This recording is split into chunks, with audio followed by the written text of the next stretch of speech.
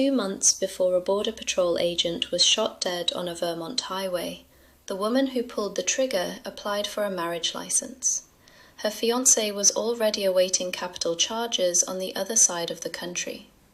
This is the story of a cult built on decision theory and artificial intelligence philosophy, and the 6 deaths it took before anyone outside their circle understood what correct meant to them.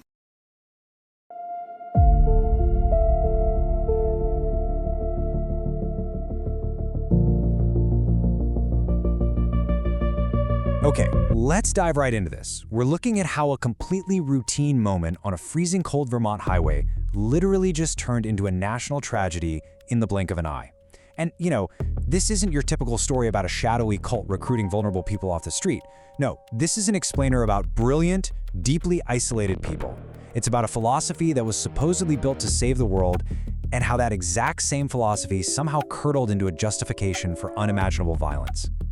So, picture the scene with me. It's late afternoon, January 20th, 2025. Interstate 91 up in Coventry, Vermont.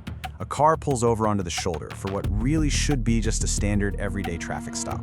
Behind the wheel is 21-year-old Theresa Youngblood, and sitting right beside her in the passenger seat is Ophelia Buchholz, a German national she's traveling with. Walking up to the driver's side window is Agent David Mayland. He's 44, a 13-year veteran of the Border Patrol. This is a guy who actually stood security duty at the Pentagon on the morning of September 11th. But he never even gets the chance to ask for a license. Within seconds of walking up to that vehicle, Agent Mayland is shot in the neck. The other agents on the scene, obviously, immediately return fire into the car. By the time the gunfire stops and the smoke finally clears, David Mayland is dead. Ophelia Buchholz is also dead. Theresa Youngblood actually survives the shootout, and she's immediately arrested right there at the scene. Now, if you just read the police report, it looks like one tragic shooting on one highway. But the reality is so much darker. 6. This single traffic stop is actually the 6th death in just 3 years connected to a fringe, online philosophical group. We're talking about people who used to hang out in the exact same internet forums as some of Silicon Valley's most prominent thinkers. They call themselves the Zizians, and to even begin to understand the Zizians, you kind of have to wrap your head around this incredibly complex philosophy they were following. Basically, they adhered to this theory that the 2 hemispheres of a person's brain are actually entirely separate conscious entities. And not just separate, we're talking capable of holding vastly different values and ultimately wanting to kill each other. I know, it's a super heavy, deeply abstract split brain theory, but for this specific group, it became a literal, everyday framework for reality. So you're probably wondering, where on earth did this come from? Well, our timeline kicks off back in 2016.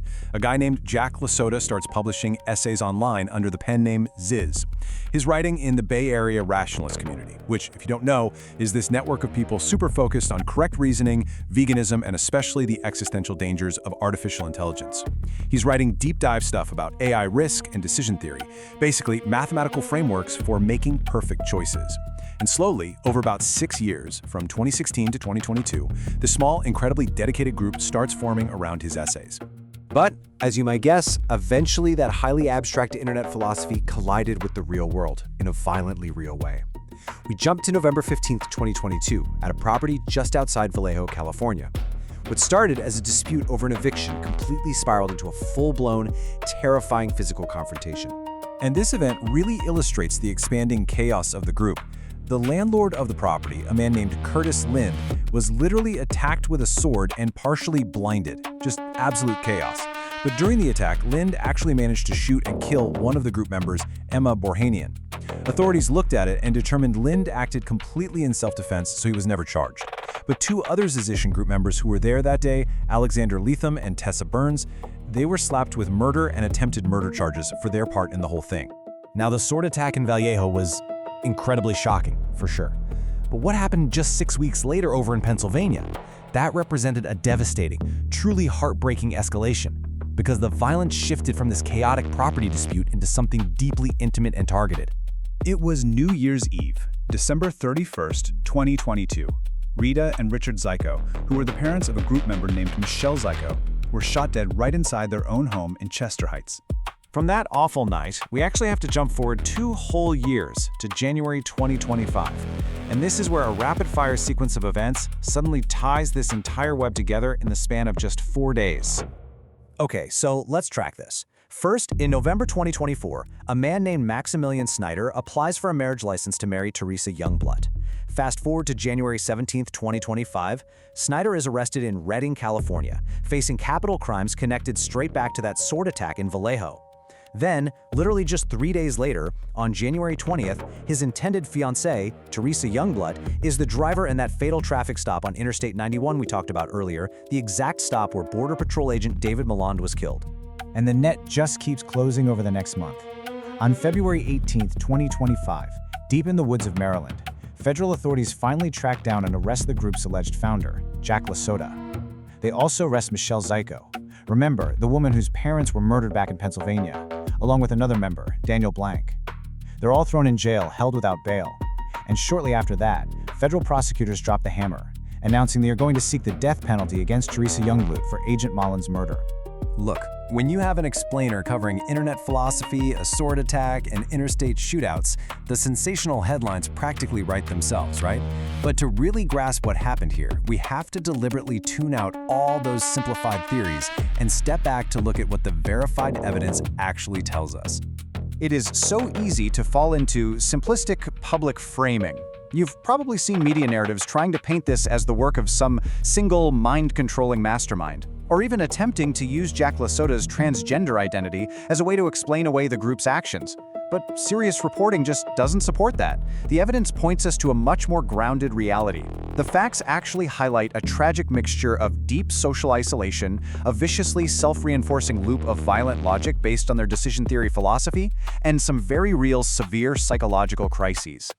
And that psychological piece, that brings us to a severe competency crisis playing out in the legal system right now. For the defendants from the Vallejo attack, the justice process has basically derailed. Alexander Letham's case was suspended for 18 months strictly on competency grounds. Tessa Burns' case, completely suspended after a life-threatening medical crisis in custody left her in a catatonic state. The very real medical and psychological realities of these group members have brought the entire court process to a grinding halt. Which leaves us looking at a deeply unsettling landscape as of August 2026.